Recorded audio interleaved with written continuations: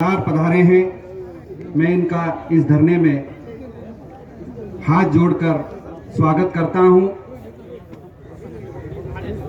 कि स्वर्गीय मांगीलाल बंजारा का नरसंस हत्याकांड जो विगत 16 फरवरी से जब उनकी हत्या हुई और लंबा समय गुजर जाने के बाद पुलिस प्रशासन ने अभी तक उसका राजपास नहीं खोला और जिसके लिए आज इस धूप में बंजारा समाज ही नहीं अपितु 36 कौम का समाज आज उसके न्याय के लिए यहां पर इकट्ठा हुआ है।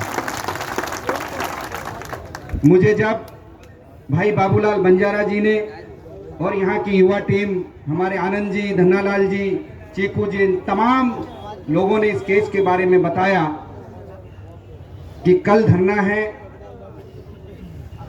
मैं काफी दूरी पर था लेकिन बीच के कार्यक्रम को छोड़कर इस धरने में शामिल होने के लिए आपके बीच में आया कि एक ऐसे गरीब परिवार, पीड़ित परिवार को न्याय मिल सके।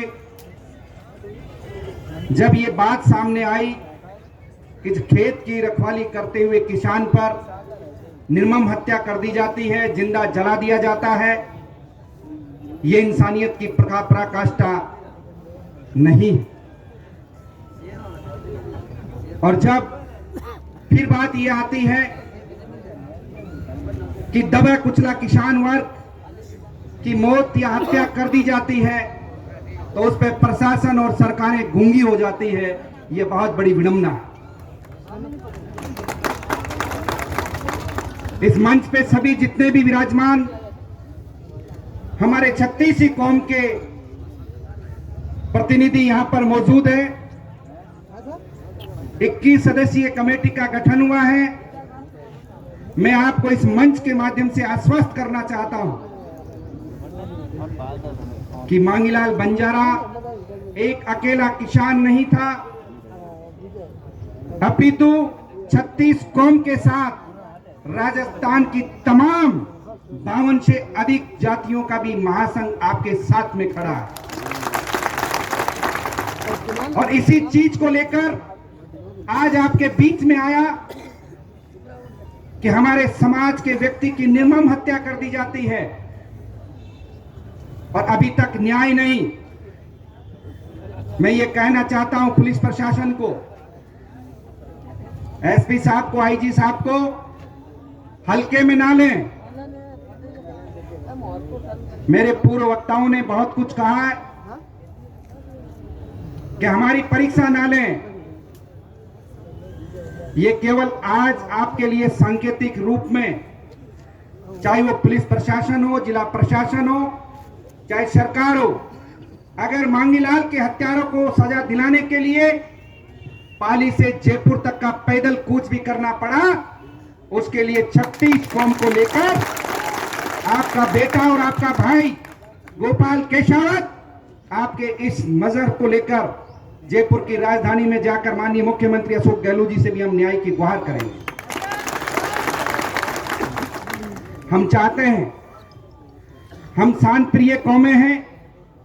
सच कह रहे थे मेरे साथी कि जब हम ऐसी बड़ी बड़ी अट्टालिकाएं, इमारतें, हाईवेयों का निर्माण कर सकते हैं, मिट्टी खोदकर हम अपना जीवन यापन कर सकते हैं, तो हम 500 किलोमीटर की पैदल यात्रा करके भी हम सरकार से न्याय मांग सकते हैं।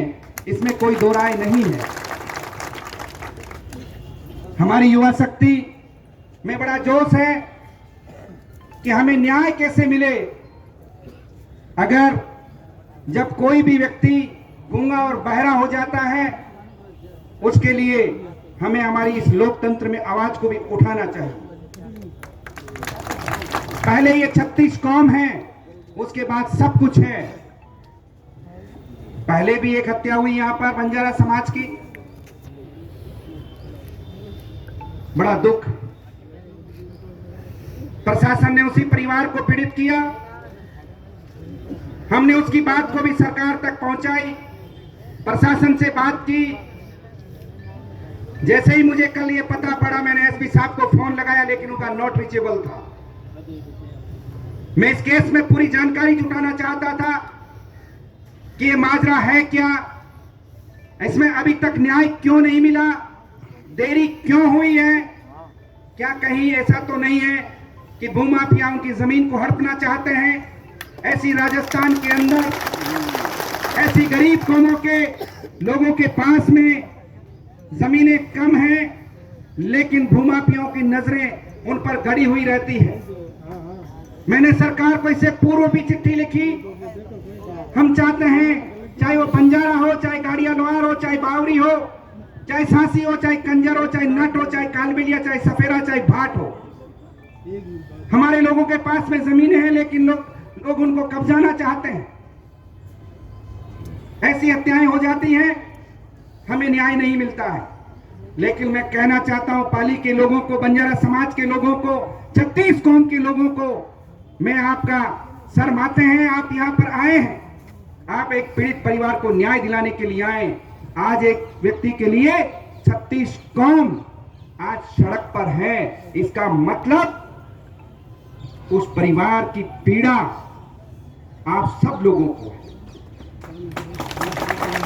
और मैं ये कहना चाहता हूं हमारे मीडिया के साथियों से भी कि आप इस मृतक के किसान की आवाज को उठाएं, क्योंकि आज हमारा ना कोई एमएलए है ना एमपी है जो कि उसको आवाज को उठा सके।